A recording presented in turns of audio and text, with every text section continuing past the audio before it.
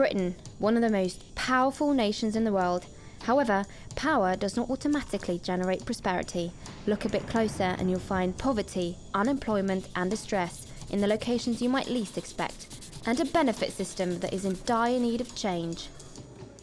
I can understand that the country itself is in such a bad state, but I don't understand why they're targeting the sick and the vulnerable.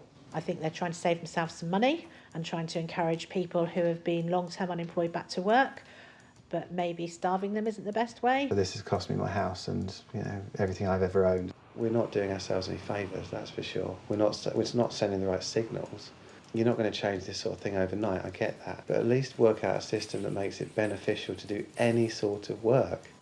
With over 2.5 million unemployed and 20 million families dependent on welfare, has Britain become a nation reliant on benefits?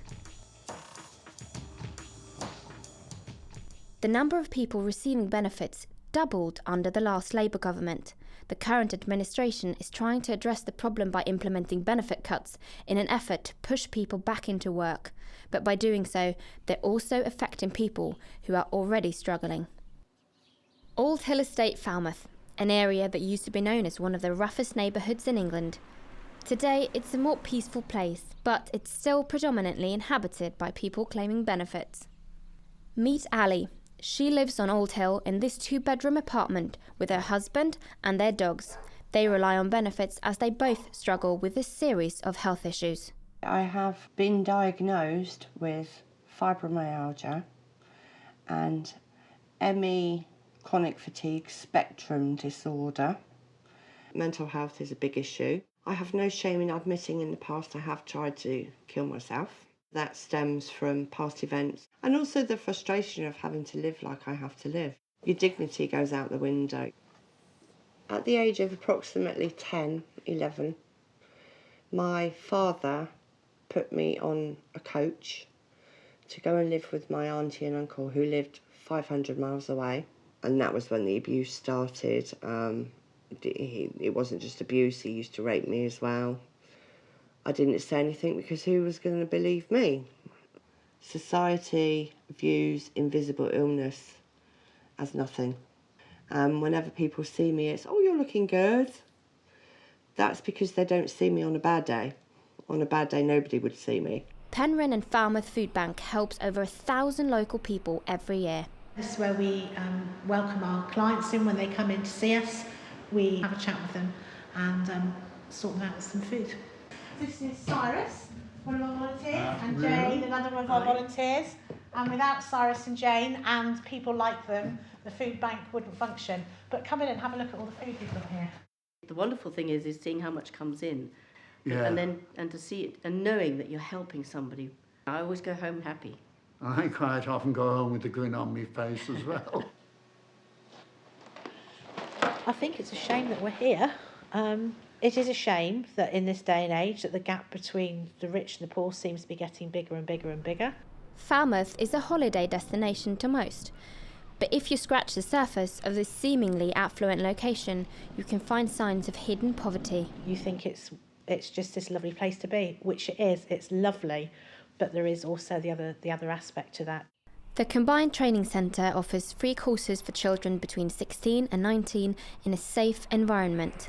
The staff are particularly passionate about supporting young people who have had a rough start in life. It's very, very difficult when you're 16 or 17 years old to focus on a goal that is education when all that is in the back of your mind all day long, every day, is that you're going to go home and be beaten. Some of the kids that come here, they are living independently because they feel they have to. It's quite a difficult thing to actually go through to live independently. But they will come from abusive backgrounds, violent backgrounds, and they will then be claiming benefits as well as coming here to be educated. And managing the benefit system in itself is so difficult. Everybody is just 2 pay packets away from finding themselves in a situation where they could be coming here to the food bank. We have people from all ages who come in here, people who are working, people on benefit, people who are in the transition between benefit and working, people who've got ill health. It's just amazing the variation of people who come through the door. The benefit cap is only one of several regulations the government is introducing. The so-called bedroom tax affected over 3,000 people in Cornwall alone. I can understand why that change came into force. However, they are targeting the wrong people, in my opinion.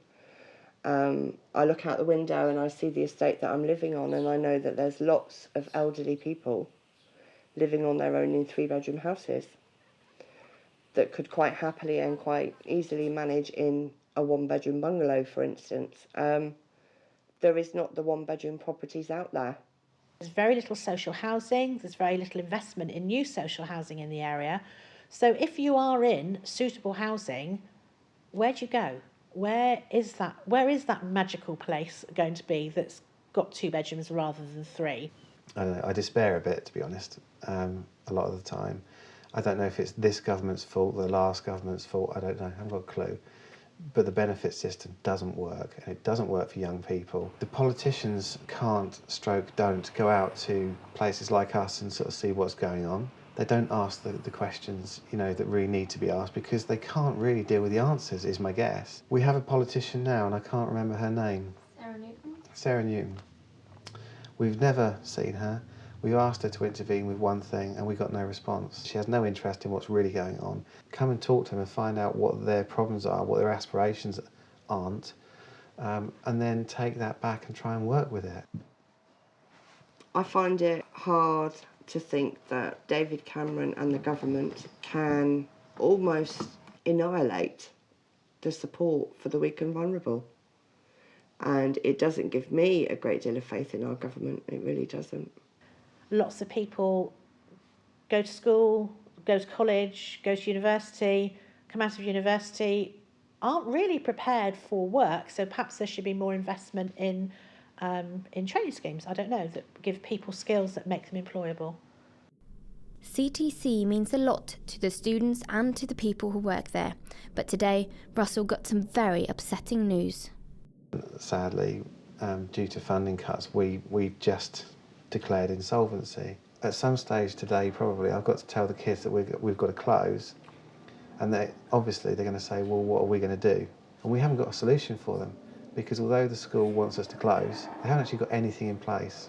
We will do what we can within the law-ish to try and get the guys that are here now through, and then we'll close, and we'll be closed in 2 weeks. This has cost me my house, and everything I've ever owned has gone into trying to make this a really good place to be. So I've lost all of that, but I can accept that. Bizarre, isn't it? I can accept that. I can't accept. What's wrong with me? I can't accept that now nobody is going to. Oh, you just stop.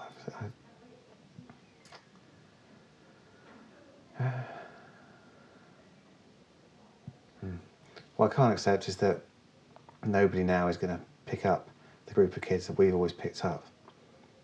And I'd like to think they will, but I know they won't. I absolutely know they won't. And by turning the school to an academy and just making it into a machine that believes it's there for making money and not about education and welfare, we've really put a bunch of kids in trouble in this area. After World War II, the government introduced the welfare system. The idea was that poverty and ignorance would be replaced by social security, free education and full employment. It now seems like the welfare state has taken a step back. Are we getting lazy? I don't know. As a society, I don't know. As individuals, you can't possibly say that everybody's lazy when you come here and see these people who work for nothing. Work really hard for nothing as well. So as a society, I don't know if we're getting lazy. Maybe there are a section of society who have always been like that and are now able to take advantage of a system. We do a lot of work here to try and get people to understand the other benefits of working. It's not just about money. The self-esteem benefits of working are huge. People do go through paperwork and cleverly use their intelligence to work out what they can get from the government. I get really frustrated about this. It would be good if we could work with those people and just say to them, you'll get the benefits that you've always got, but you've got to give something. So what are you going to give? For the government to come up with a good solution, I think you have to put aside party politics. They have to sit down together and work it out and come up with a solution that is genuinely useful.